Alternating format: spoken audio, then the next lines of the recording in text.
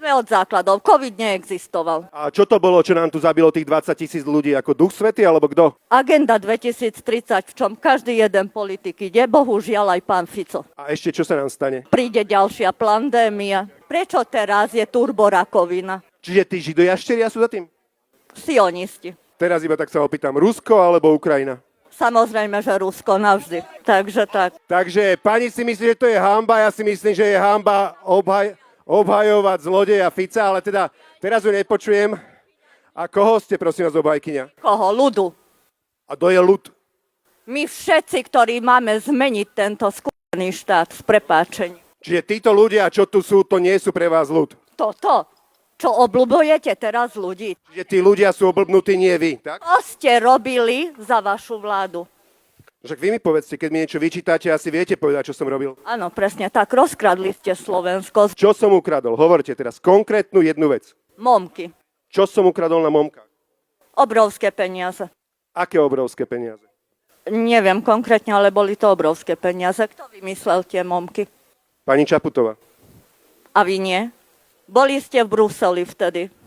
Čo som bol v Bruseli? Pani... Nie? Neboli ste? Za pani Ursulou. Kde ste dohodli, aby boli Slováci testovaní ako prví, ako potkani. Pani, počúvajte, viete, čo sú konšpirácie a hoaxy? Ja viem. A teraz ich tu práve šírite. Bludy, konšpirácie a hoaxy. Že nie. Na základe čoho viete, že to nie sú bludy a konšpirácie? 1000 mŕtvych na svedomí.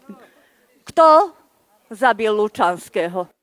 Vy idete normálne, že hoax a konšpiráciu, že každých 5 sekúnd. Takže ideme do radu. 20 000 ľudí na svedomí, o tom sa budeme rozprávať. Na to ste ako prišli? Na základe tých testovaní, čo ste tu robili s ľuďmi? Ale ako ste prišli na to, že mám na svedomí 20 000 ľudí? Sa vás pýtam, normálne mi to vysvetlíte. A kto nechal testovať tých ľudí? Čiže podľa vás testovanie zabilo tých ľudí? Presne tak. To ste ako na to prišli? Dobre, tak poďme od základov. Nie, ideme. Nie. Poďme od základov. COVID neexistoval. To je základný názor konšpirátorov. Áno, máte pravdu. COVID neexistoval. Podľa vás. Nie len podľa mňa. A čo to bolo, čo nám tu zabilo tých 20 000 ľudí? Ako Duch Svätý, alebo kto? To? Agenda 2030. To je zase čo? Aha, ale netvárte sa. Agenda 2030, v čom každý jeden politik ide, bohužiaľ aj pán Fico. A to je čo? To je nejaké spiknutie svetové, alebo čo to je? No vidíte, viete, o čom sa rozprávam. No však mi to iba vysvetlíte, ja si iba domýšľam, sledujem vaše myšlienkové pochody, vysvetlíte mi, čo je Agenda 2030, že všetci politici sú za tým, aj Fico je v tom. Takže povedzte mi to, čo to je?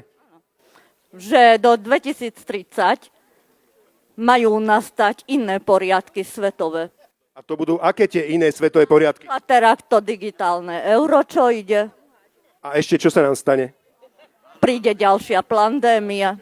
Pandémia? Áno, To je taký špeciálny výraz nejaký? presne tak. Viete, že ja som vždy túžil stretnúť človeka, ktorý absorboval všetky tie hoaxy a konšpirácie počas covidu a nasledujúcich rokov a ja som vám naozaj vďačný, že som vás mohol takto stretnúť. Dnes sú konkrétne pravdy, konkrétne dôkazy, ktorí vyvrátili už nie jedno vedcov.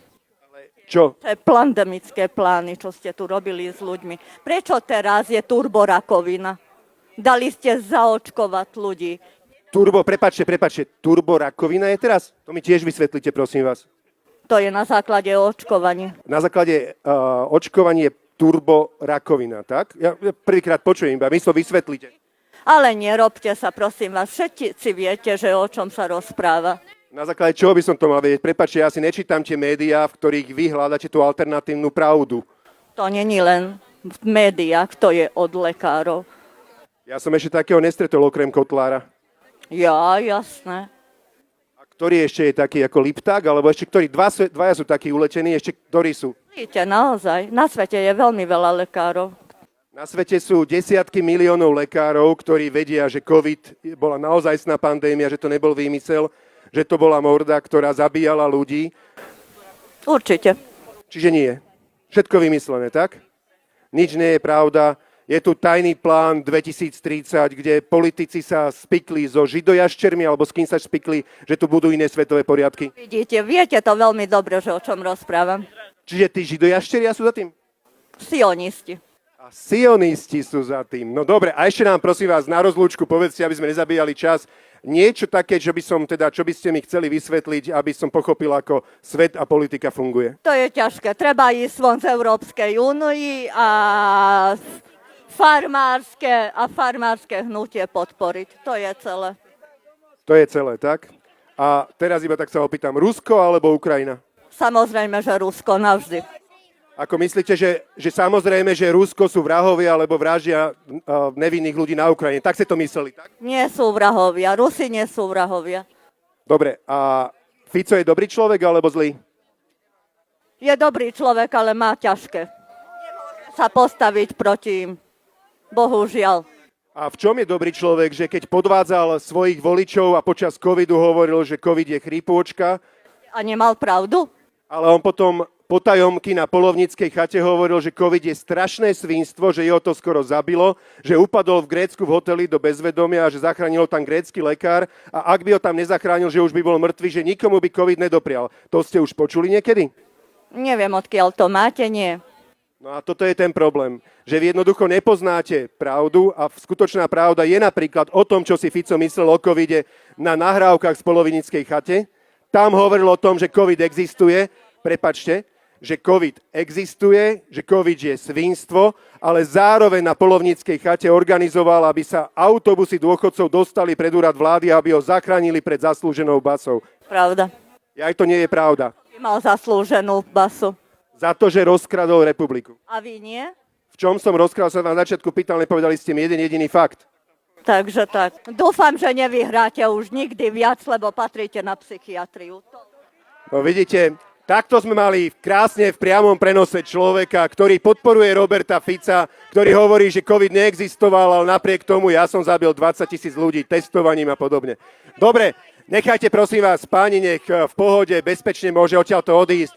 Nekričte na ňu, nehádajte sa s ňou. Buďme vďační, že nám prišla ukázať vzorku rozmýšľania voličov Roberta Fica, ako to jednoducho fungujú myšlienkové pochody v hlavách týchto ľudí. Ďakujem vám veľmi pekne. Ne, samozrejme.